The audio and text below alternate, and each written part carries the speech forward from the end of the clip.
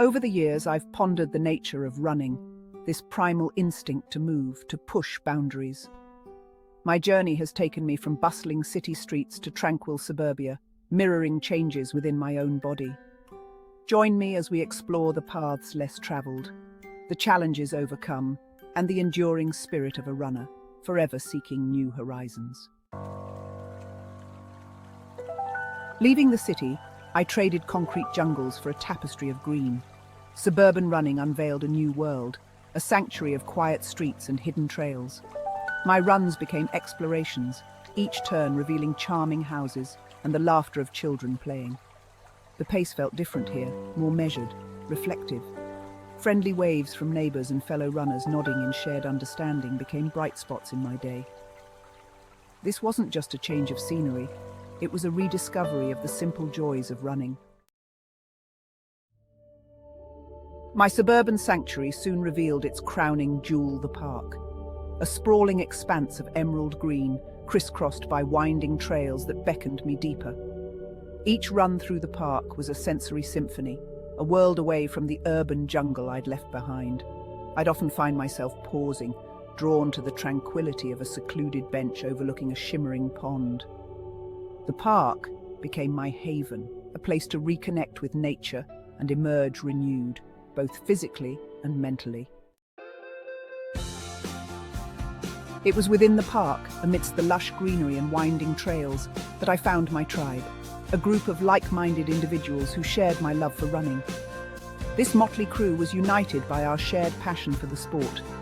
We exchanged training tips, celebrated personal bests with high fives and cheers, and offered encouragement when the going got tough, lifting each other up during the most challenging runs. These weren't just running buddies, they were kindred spirits, friends who understood the joy and pain of every mile. Their presence a testament to the power of shared passions and the bonds formed through shared experiences. There was something truly special about hitting the pavement as the sun peeked over the horizon, casting a golden glow on our path. We were a symphony of pounding feet and synchronized breaths, each step and breath pushing us further, driving us to new heights.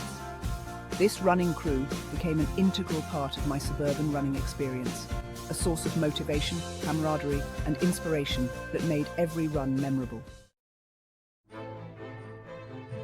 The years, like the miles, seemed to fly by. Running had become an ingrained habit, a comforting constant in a world of change. I found solace in the familiarity of my routine, the predictability of my weekly mileage. It was a time for reflection, for sorting through the complexities of life one stride at a time. Consistency, I learned, was key. It wasn't about speed or distance, but about showing up day after day. This unwavering dedication allowed me to reap the physical and mental rewards of a life spent in motion. There were days when the allure of a warm bed and a steaming cup of coffee proved more tempting than the call of the open road. The comfort of the familiar often overshadowed the thrill of the unknown, making it harder to lace up those running shoes.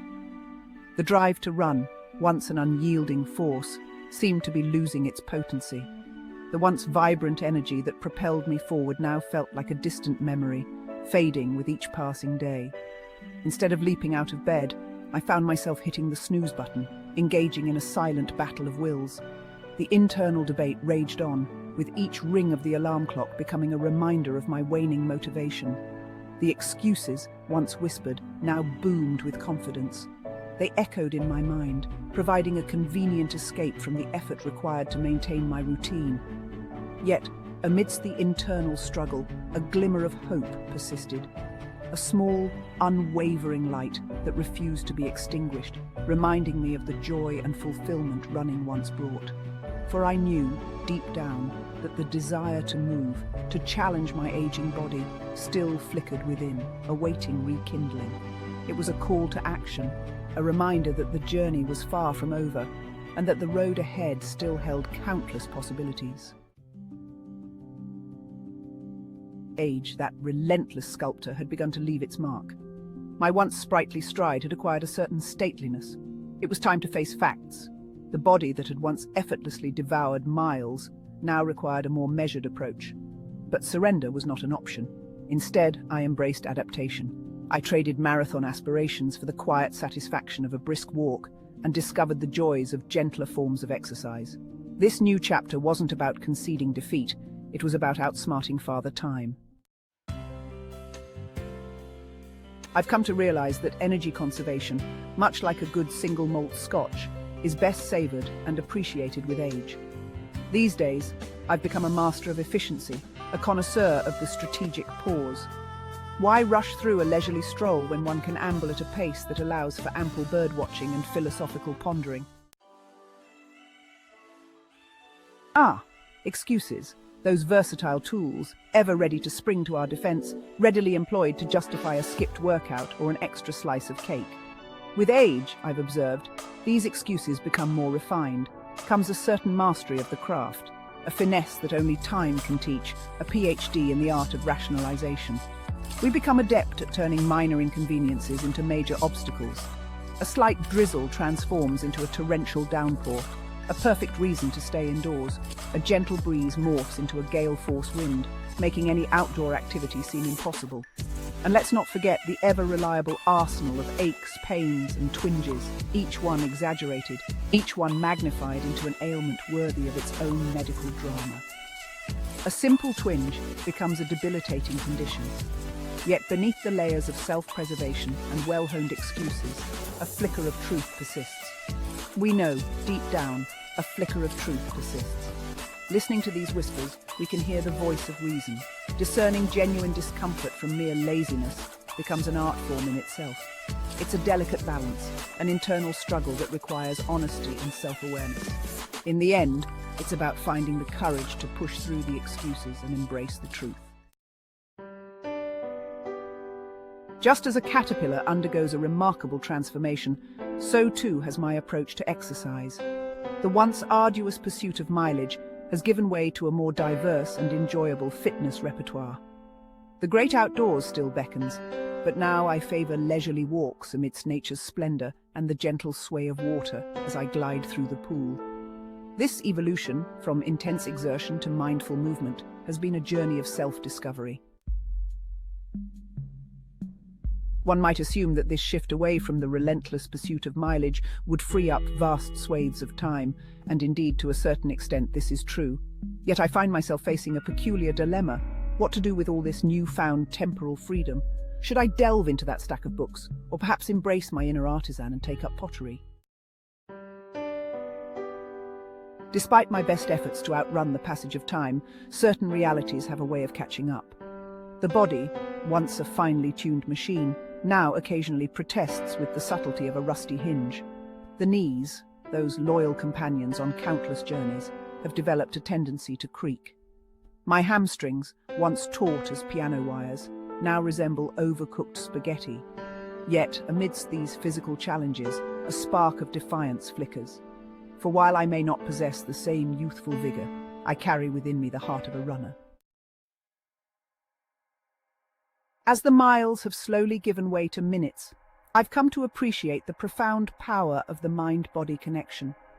It is in these later years, when physical limitations loom large, that the strength of our mental fortitude truly shines. The finish line may no longer be measured in distance, but in the quiet triumphs over self-doubt. Each step taken, each breath drawn, becomes a testament to our resilience.